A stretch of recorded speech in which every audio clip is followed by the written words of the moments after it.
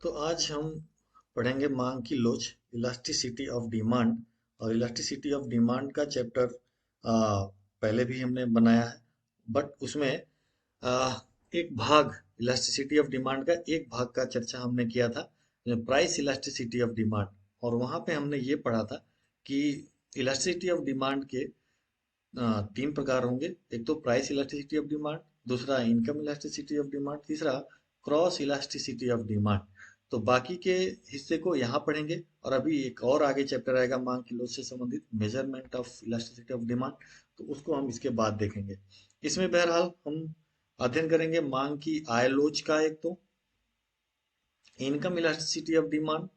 Second, मांग की आय लोच के पांच प्रकार कौन कौन से होंगे, types of income elasticity of demand के टाइप्स पढ़ेंगे।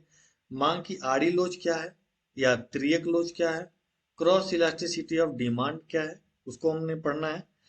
मांग की लोच को प्रभावित करने वाले तत्व, factor affecting elasticity of demand.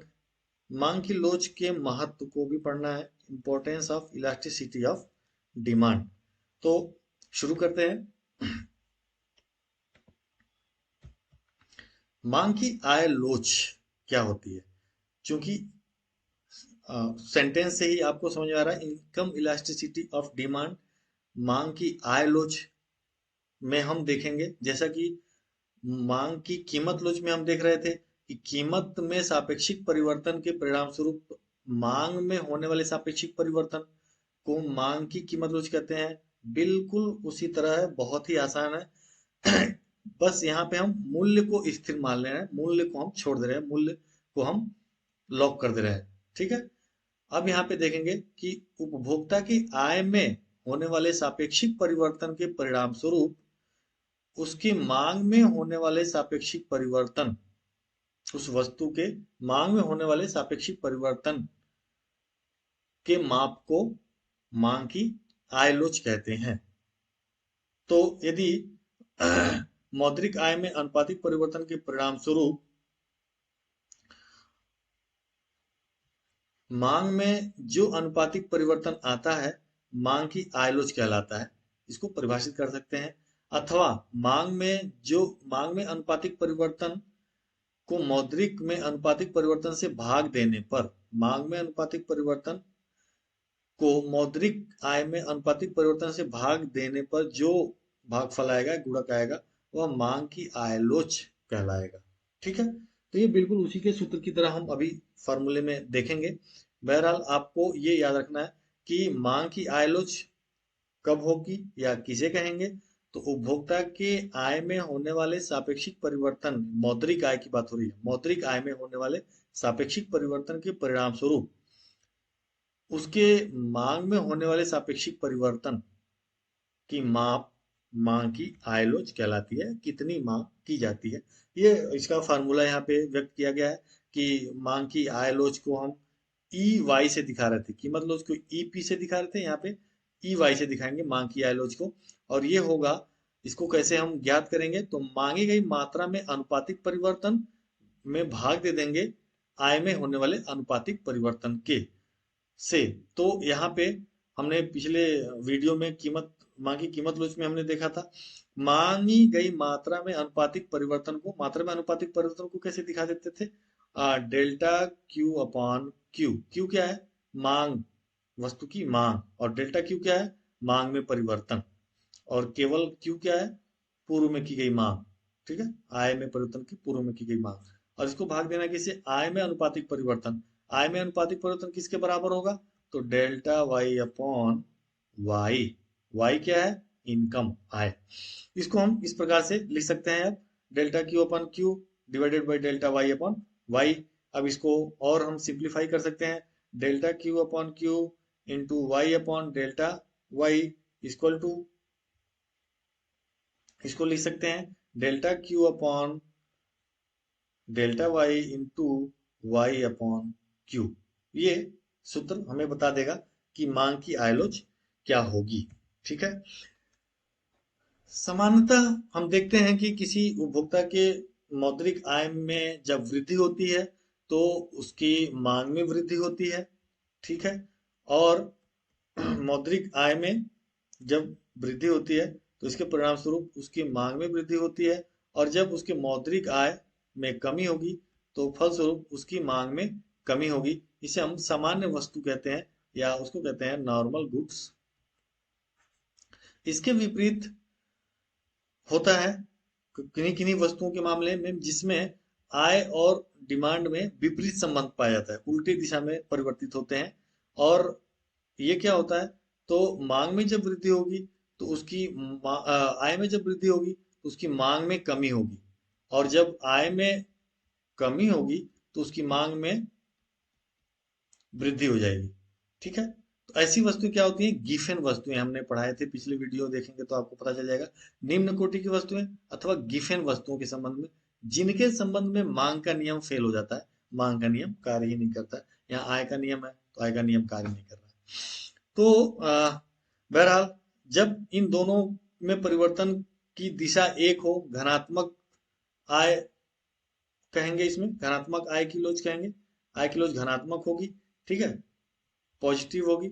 और जब इनमें परिवर्तन की दिशा यानी कि निम्न कोटि या गिफन वस्तुओं के संबंध में परिवर्तन की दिशा क्या होती है, ऋणात्मक होती है, तो इसको हम कहते हैं निगेटिव मांग की आय लोच।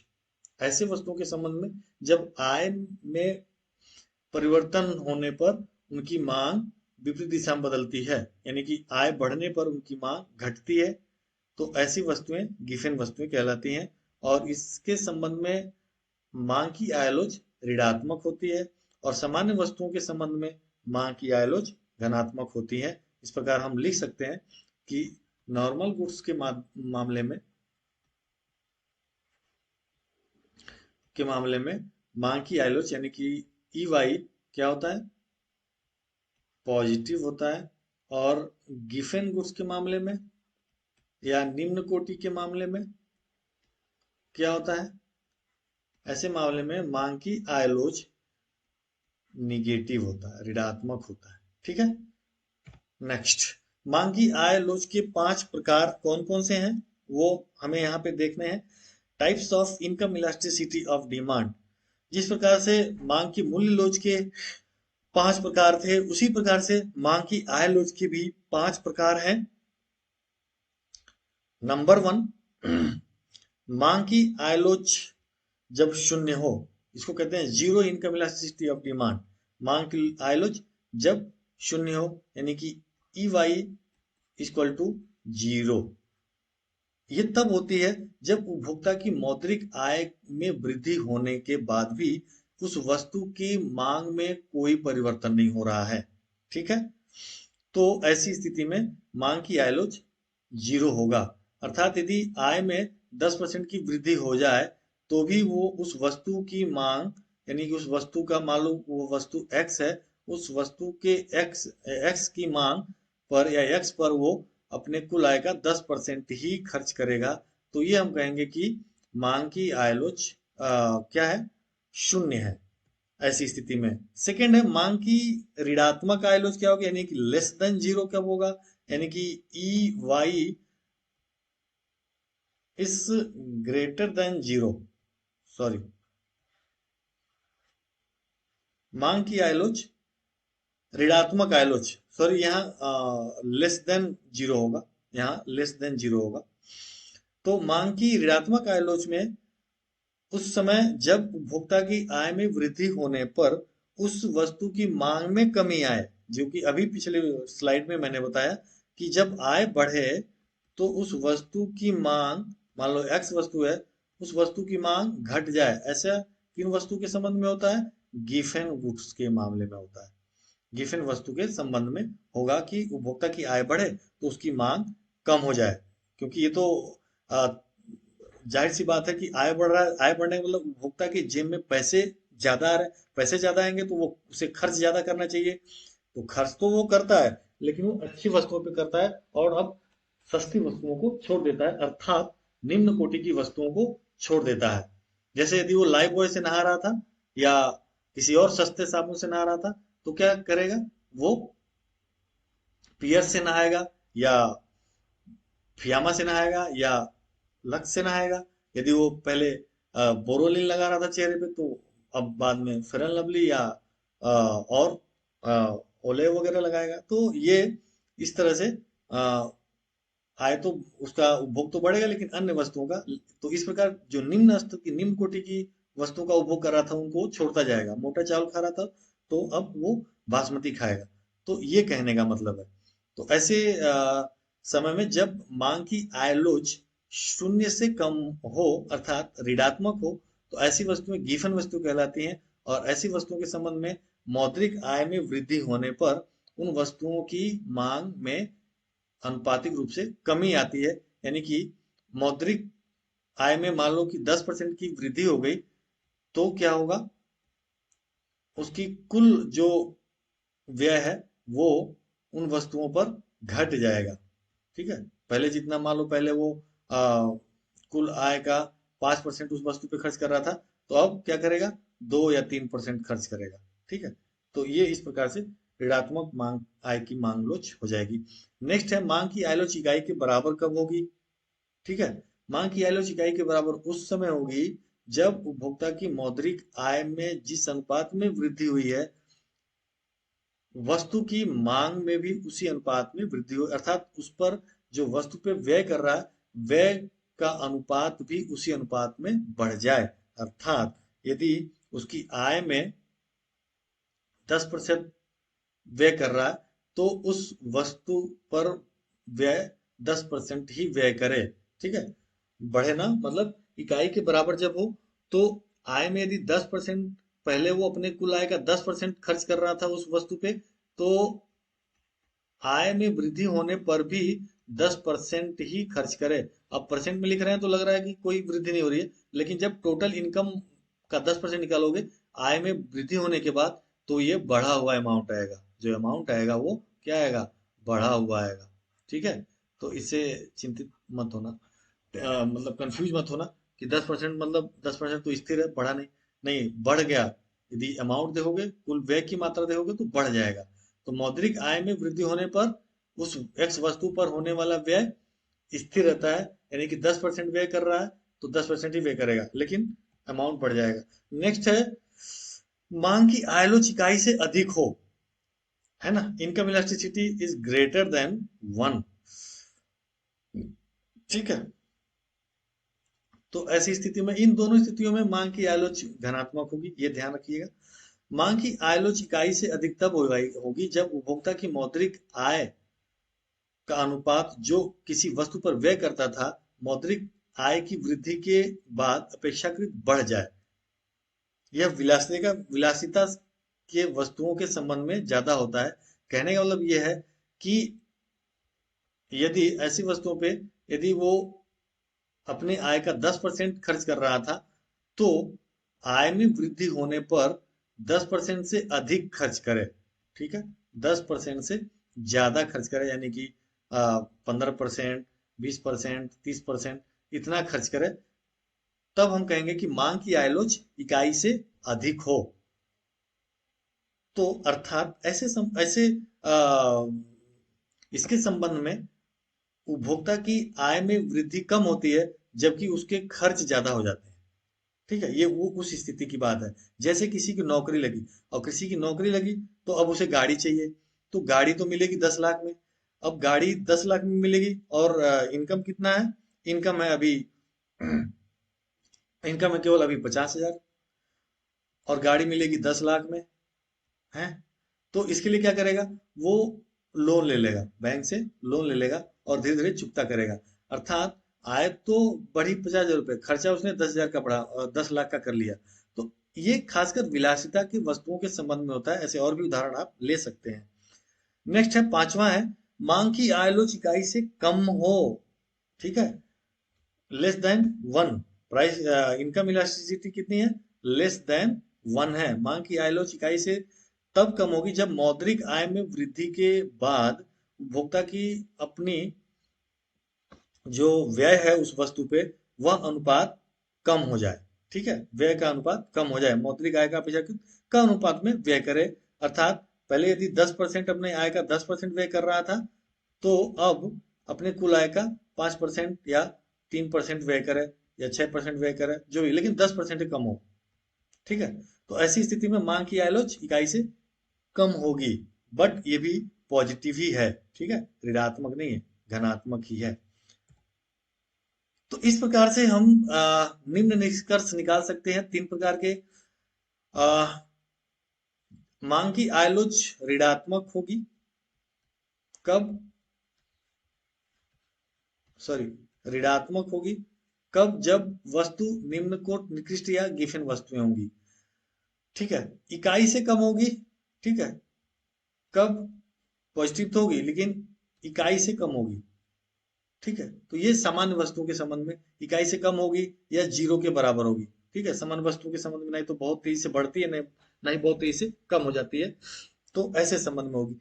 नेक्स्ट है विलासिता वस्तुओं के संबंध में क्या होगा, मांग की आयलोच क्या होगी, पॉजिटिव होगी। ठीक है, आय के बढ़ने पे बहुत तेजी से मांग की आयलोच यानी कि उस वस्तु पे व्यय बढ़ जाता है। इसको चित्र के माध्यम से हम दिखा सकते हैं। ये मान लो ओ ए, यहाँ पे हम एक बिंदु दे दे रहे हैं, एक बिंदु बी पे दे दे रहे हैं। ओ ओ ए बी वाई एक वक्र जा रहा है, जो ये मांग आय वक्र कहलाएगा। मांग आय वक्र ये बताता है कि आय और वस्तु के संबंध में क्या, यहाँ वस्तु की मात्रा दिखाई गई है क्यू मान लो, और यहाँ पे उपभोक्ता की आय दिखाई गई है, यानी कि एक्स एक्सिस पे उपभोक्ता की आय दिखाई गई है। ओ ए के बीच पॉजिटिव मांग की आय लोच है, ए बी के बीच आय लोच 0 है, और बी के बाद आय लोच, मांग की आय लोच निगेटिव है। तो जाहिर सी बात है कि ओ ए के बीच वस्तु कौन सी होगी, नॉर्मल या लग्जरी वस्तु होगी। ठीक है, नॉर्मल या लग्जरी वस्तु। और ए बी के बीच क्या होगा, ये नॉर्मल गुड्स यहां भी हो सकता है। ठीक है, लेकिन बी के बाद जहां negative income elasticity of demand है, वहां पे क्या होगा, वस्तु इंफीरियर होगी या क्या होगा, गिफिन होगा,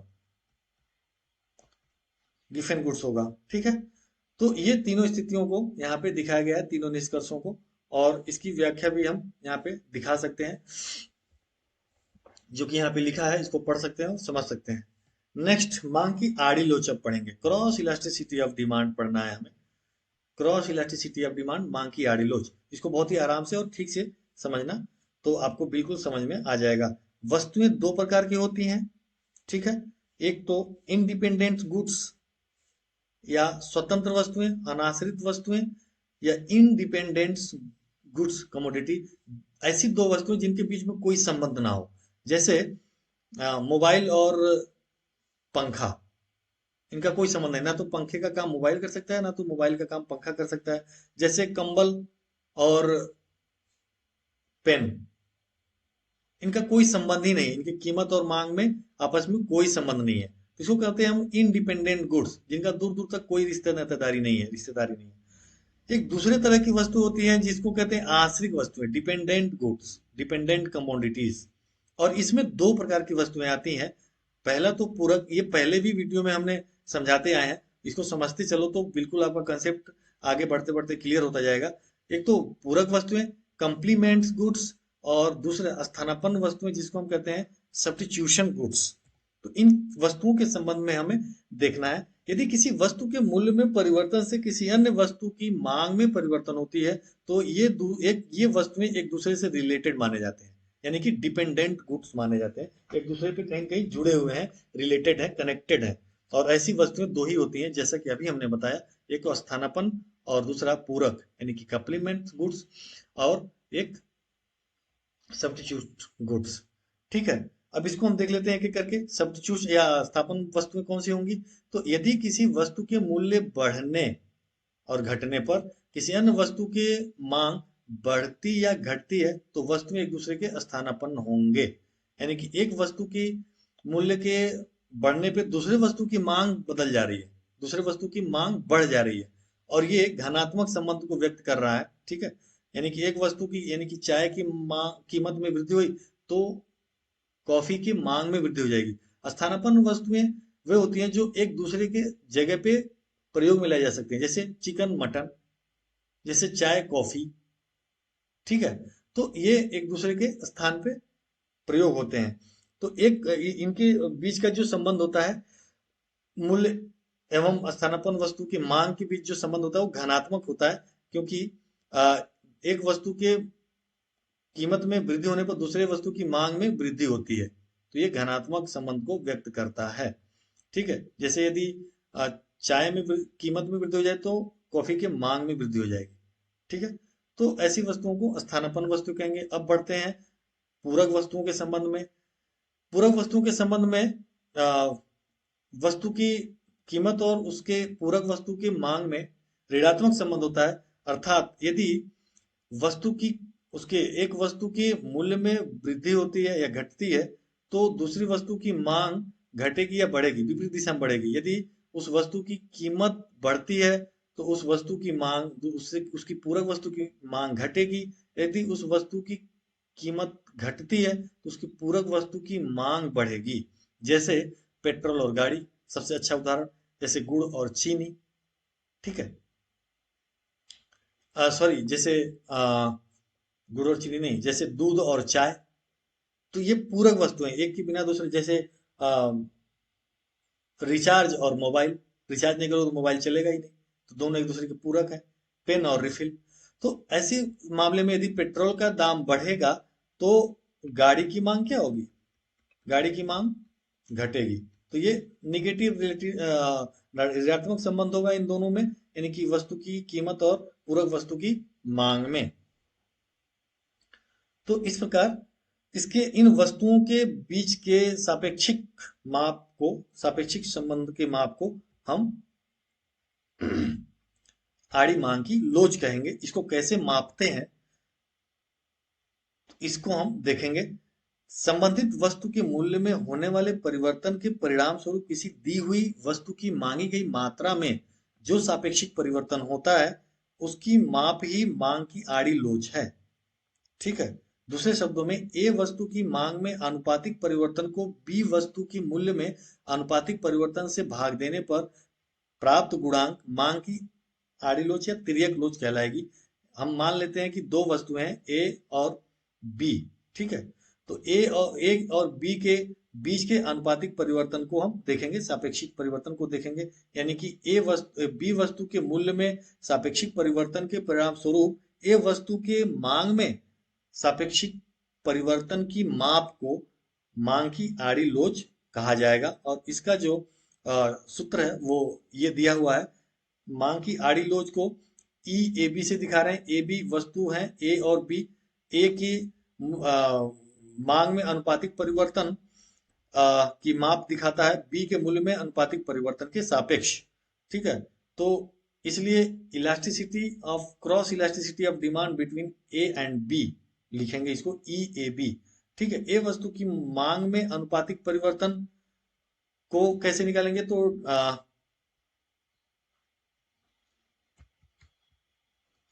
इसको यहाँ पे हम पहले देख लेते हैं। ए वस्तु की मांग में अनुपातिक परिवर्तन को निकालना होगा तो कैसे निकालेंगे? तो delta Q of A upon Q A, मतलब ए वस्तु की मांग में परिवर्तन बटा ए वस्तु की पूर्व में की गई मांग। और बी वस्तु के मूल्य के अनुपातिक परिवर्तन को कैसे निकालेंगे?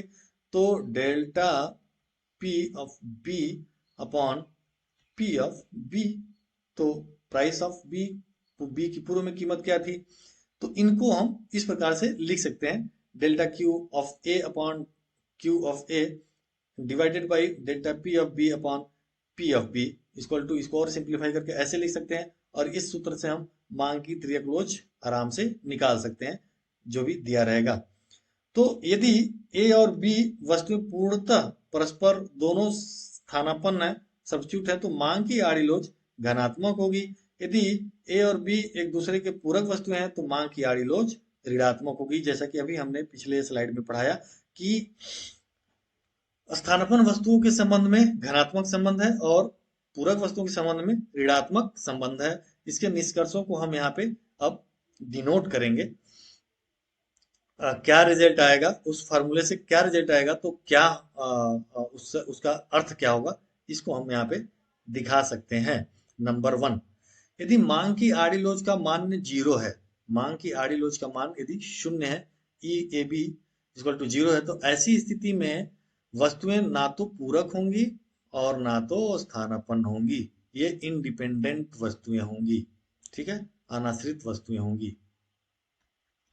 इंडिपेंडेंट गुड्स की स्थिति में क्या होगा, ई ए बी विल बी 0। ठीक है, दोनों वस्तुओं में कोई संबंध नहीं है। जाहिर सी बात है कि पेन की कीमत बदल रही है, तो इससे कंबल की मांग से कोई लेना देना नहीं है, तो ये इंडिपेंडेंट वस्तुएं होंगी। दूसरा, यदि मांग की आड़ीलोच त्रिलोच ऋणात्मक है, अर्थात लेस देन 0 है, ठीक है, लेस देन 0 है, तो दोनों वस्तुएं परस्पर पूरक होंगी। ठीक है, यदि निगेटिव हुआ तो हमने पहले भी देखा, यदि निगेटिव आएगा तो दोनों वस्तुएं पूरक होंगी। यदि बहुत अधिक निगेटिव आ रहा है, यानी कि निगेटिव का मान बहुत ज्यादा आ रहा है, तो ये वस्तुएं बहुत ज्यादा पूरक होंगी, यानी कि एक दूसरे के बगैर इनका काम नहीं चलेगा। ठीक है, और यदि कम आएगा मान उसका, ठीक है, कम ऋणात्मक होगी, ठीक है, निगेटिविटी लेस होगी, तो ये आ, कम पूरक होंगी, बहुत अधिक पूरक वस्तुएं नहीं होंगी। नेक्स्ट है, यदि मांग की आड़ी लोच का मान धनात्मक आ रहा है, यानी कि ग्रेटर देन 0, ठीक है, E A B is greater than 0, तो ऐसी वस्तुओं में ऐसी स्थिति में वस्तुएं स्थानापन्न होंगी। ठीक है, और इसमें भी यदि ज्यादा धनात्मक आ रहा है, धनात्मक का मान बहुत अधिक आ रहा है, तो ऐसे में वस्तुएं बहुत निकटतम स्थान पर या परफेक्ट सब्स्टिट्यूट गुड्स माने जाएंगे, वो बहुत ज्यादा पॉजिटिव है, तो परफेक्ट। ठीक है, ऐसी स्थिति में perfect substitute substitute substitute goods होंगे। और यदि पॉजिटिविटी कम है, तो ये लेस सब्स्टिट्यूट हो जाएगा, या इम्परफेक्ट सब्स्टिट्यूट, लेस सब्स्टिट्यूट, कुछ भी कह सकते हैं, गुड्स हो जाएगा। ठीक है,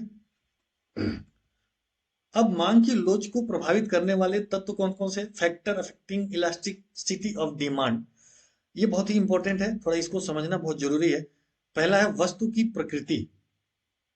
ठीक है, वस्तु की प्रकृति निर्भर करेगा कि मांग की लोच क्या होगा।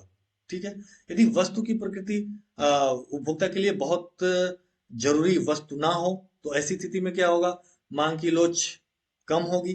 ठीक है, यानी कि प्राइस इलेक्ट्रिसिटी ऑफ डिमांड कम होगा, यानी कि कीमत के बदलने पे उसकी मांग कम बदलेगी। यदि वो बहुत ही आवश्यक वस्तु होगी, तो बहुत कम बदलाव होगा, मांग की लोच बहुत कम होगी। यदि बहुत ज्यादा आवश्यक नहीं है उपभोक्ता के लिए, तो प्राइस इलास्टिसिटी ज्यादा होगी, यानी कि वस्तु की मांग जैसे बदलेगी, वस्तु की कीमत जैसे बदलेगी, उसकी मांग में बहुत तेजी से बदलाव होगा, बहुत तेजी से बदलेगा। नेक्स्ट है वस्तु के विभिन्न उपयोग। यदि वस्तु के उपयोग एक से अधिक है, तो मांग की लोच कम होगा। ठीक है, इलास्टिसिटी ऑफ डिमांड कम होगा। यदि विभिन्न प्रयोग उसके हैं, तो कीमत में बदलाव से उसके मांग पे कोई फर्क नहीं पड़ेगा। ठीक है, कीमत में बदलाव से उसकी मांग पे कोई फर्क नहीं पड़ेगा, और इस प्रकार मांग की लोच लो आएगी, कम आएगी। नेक्स्ट है वस्तु के उपभोग का स्थगित किया जाना। यदि वस्तु ऐसी है जिसका उपभोग उपभोक्ता स्थगित कर सकता है कि चलो अभी नहीं, बाद में देखेंगे, तो ऐसी स्थिति में मांग की लोच बहुत ज्यादा हो जाती है। और क्योंकि मांग बहुत तेजी से बदलता है, और जैसे मांग जैसे ही कीमत कम होगी, तो मांग इसकी बढ़ जाएगी, और जैसे ही कीमत बढ़ेगी मांग घट जाएगी, क्योंकि बहुत ज्यादा उस वस्तु से उपभोक्ता बंधा हुआ नहीं है। स्थानापन्न वस्तुओं की उपलब्धि। स्थानापन्न वस्तुओं की उपलब्धि, यदि स्थानापन्न वस्तु उसके उपलब्ध है, तो भी मांग की लोच बहुत ज्यादा होगी। ठीक है, प्राइस इलास्टिसिटी या बहुत अधिक होगी। क्यों, क्योंकि वह दूसरी वस्तुओं का उपभोग करना लगेगा। जैसे यदि चाय की कीमत बहुत बढ़ रही है, तो वो कॉफी पीने लगेगा, ठीक है, कॉफी पीने लगेगा और कॉफी की डिमांड बढ़ा देगा, ठीक है। तो इसलिए चाय की मांग क्या हो जाएगी, कम हो जाएगी। तो यदि स्थानापन्न वस्तुएं उपलब्ध है तो उस वस्तु की कीमत में बदलाव का उसकी मांग पर बहुत ज्यादा प्रभाव पड़ेगा, और उसकी मांग पे बहुत ज्यादा प्रभाव पड़ने से उसकी मांग की लोच ज्यादा होगी। उपभोक्ता की आय निर्भर करती है, यदि उपभोक्ता की आय बहुत ज्यादा है, इनकम उसकी बहुत ज्यादा है, तब क्या होगा, तब मांग की आय लोच कम होगी। अर्थात ये अ, अधिक इनकम वाले ग्रुप वाले लोगों की बात है। यदि कीमत में कुछ भी परिवर्तन होता है तो उनके ऊपर बहुत कम प्रभाव पड़ेगा, यानी कि मांग की आय लोच कम होगी, ठीक है। वस्तु पर व्यय किए जाने वाला आय का भाग, उस वस्तु पर आय का भाग किस मात्रा में व्यय किया जा रहा है, यदि उस वस्तु पर आय का भाग अधिक मात्रा में व्यय किया जा रहा है तो मांग की लोच क्या होगी, कम होगी, क्योंकि उपभोक्ता के ऊपर कोई प्रभाव उसका नहीं पड़ेगा। समाज में आय का वितरण क्या है, ये निर्भर करता है। यदि वह वस्तु गरीबों के द्वारा उपभोग किए जाने वाले वस्तु है तो मांग की कीमत लोच, मांग की कीमत लोच क्या होगा, कम होगा, ठीक है, सॉरी अधिक होगा, क्योंकि आ, गरीबों के द्वारा यदि उपभोग किया जा रहा है तो ऐसी स्थिति में कीमत ज्यादा भी जरा भी बढ़ेगा तो वो उस वस्तु की मांग को कम कर देंगे, ठीक है, बहुत तेजी से घटा देंगे, और कीमत कम होगा तो बहुत तेजी से उसका उपभोग बढ़ा देंगे। अमीरों के मामले में क्या होगा, प्राइस इलास्टिसिटी ऑफ डिमांड कम होगा। क्यों, क्योंकि उनकी आय बहुत ज्यादा है और कीमत में थोड़ा बहुत परिवर्तन से उनके मांग पे कोई फर्क नहीं पड़ता है। वस्तु के प्रयोग के संबंध में आते हैं और रीति रिवाज, यदि ऐसी वस्तु है जिसके संबंध में रीति रिवाज बंधा हुआ है, ठीक है, तो ऐसी वस्तुओं के संबंध में मांग की लोच बहुत ज्यादा नहीं होगी। जैसे मान लो अभी नवरात्र चल रहा है तो नवरात्र में केले फलों की मांग बहुत ज्यादा बढ़ जाएगी, रीति रिवाज है और त्योहार है, तो ऐसे में लोग व्रत में फल खाएंगे ही खाएंगे, चाहे कीमत कितना भी हो। तो ऐसी मामले में जो इलास्टिसिटी ऑफ डिमांड है वो क्या होगा, लो होगा।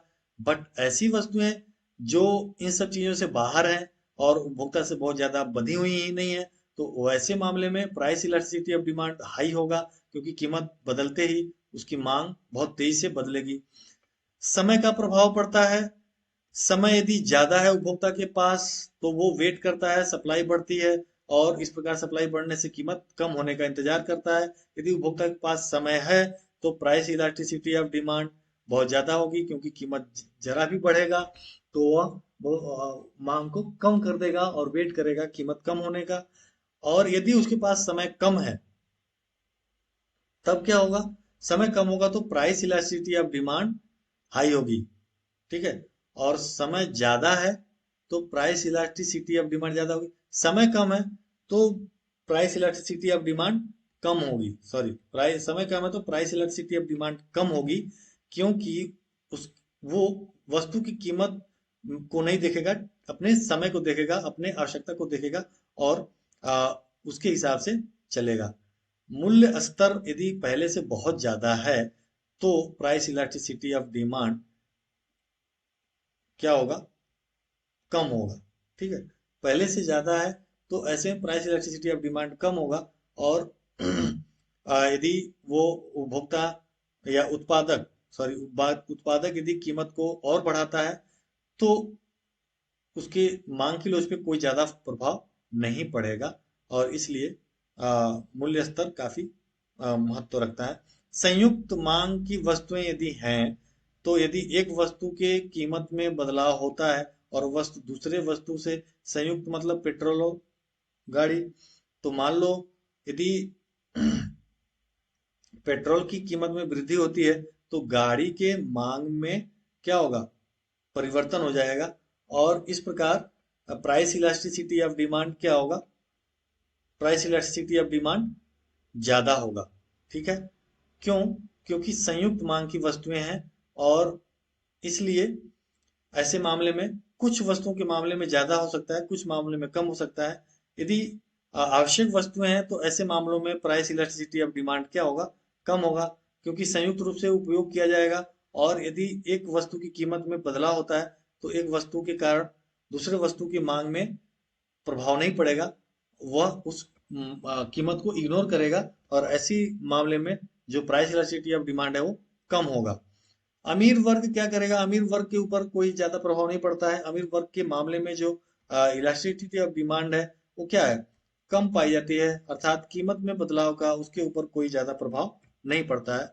नेक्स्ट है मांग की लोच का महत्व क्या है, इसका इंपॉर्टेंस क्या है, ये क्यों हम पढ़ें, क्यों इसको समझना जरूरी होता है।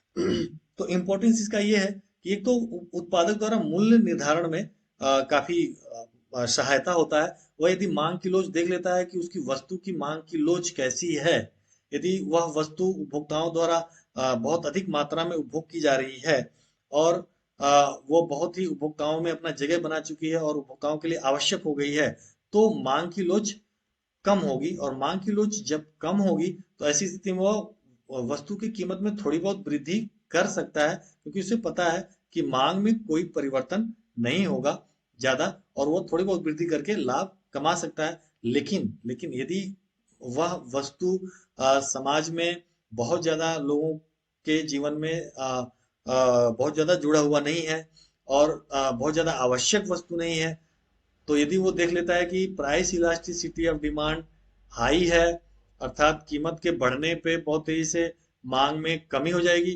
तो वह वस्तु की कीमत को स्थिर रखेगा, उसकी कीमत को ज्यादा नहीं ऊपर नीचे करेगा।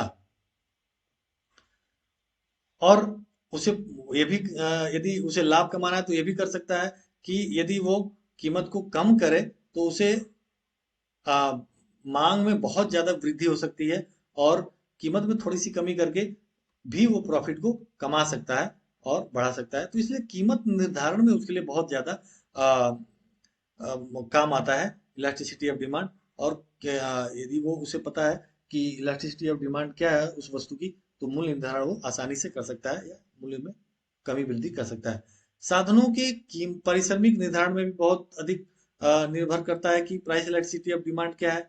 यदि प्राइस इलास्टिसिटी ऑफ डिमांड कम है, ठीक है, प्राइस इलास्टिसिटी ऑफ डिमांड कम है, तो ऐसी स्थिति में साधनों का कीमत निर्धारण या पारिश्रमिक निर्धारण क्या होगा? स्थिर होगा और आ, कम होगा, क्योंकि उपभोक्ता को ज्यादा फायदा नहीं होगा। और ऐसी स्थिति में जो श्रमिक हैं उनकी जो वेज है वो कम निर्धारित होगा। और यदि प्राइस इलास्टिसिटी ऑफ डिमांड अधिक है तो उत्पादक कभी भी अपने कीमत को थोड़ा बहुत बढ़ा करके और या थोड़ा बहुत कम करके अपनी मांग को बढ़ा करके और प्रॉफिट कमा सकता है और उसका लाभ पारिश्रमिकों के रूप में साधनों को दे सकता है। तो ऐसी स्थिति में आ, साधनों की कीमत निर्धारण उसके लिए आवश्यक हो जाता है। सरकार की आर्थिक एवं वित्तीय नीतियों के निर्धारण में बहुत ही जरूरी होता है। यदि ऐसी वस्तुएं जो उपभोक्ता के बहुत ही आवश्यक हैं और उसकी कीमतों में वृद्धि कर दी जा रही है, तो ऐसी स्थिति में ऐसी वस्तुओं के मामले में जो सरकार है वो नीतियां तैयार कर सकती हैं और ऐसी वस्तुओं का राशन की दुकानों के माध्यम से या सब्सिडी के माध्यम से या डायरेक्ट बेनिफिट के माध्यम से उपभोक्ताओं को लाभ पहुंचा सकती है, ताकि हाई प्राइस के दिनों में बचा जा सके। कर नीति के माध्यम से कर नीति के निर्धारण में सहायता होता है। गवर्नमेंट के कर नीति निर्धारण में काफी हेल्पफुल होता है ये मांग की लोच। ऐसी स्थिति में जब मांग की लोच, किसी वस्तु की मांग की लोच बहुत ज्यादा है, ठीक है, तो ऐसी वस्तुओं के संबंध में कर क्या होगा? कम रखा जाएगा। ऐसी वस्तुओं के संबंध में कर की मात्रा कम होगी, टैक्स की। और यदि मांग की लोच कम है तो ऐसी स्थिति में कीमत ज्यादा होती है और ऐसी स्थिति में टैक्स अधिक रख सकती है गवर्नमेंट उस वस्तु के मामले में और अपना कम आय बना सकती है। तो इस प्रकार से सरकार की कर नीति निर्धारण में भी काफी फायदा होता है।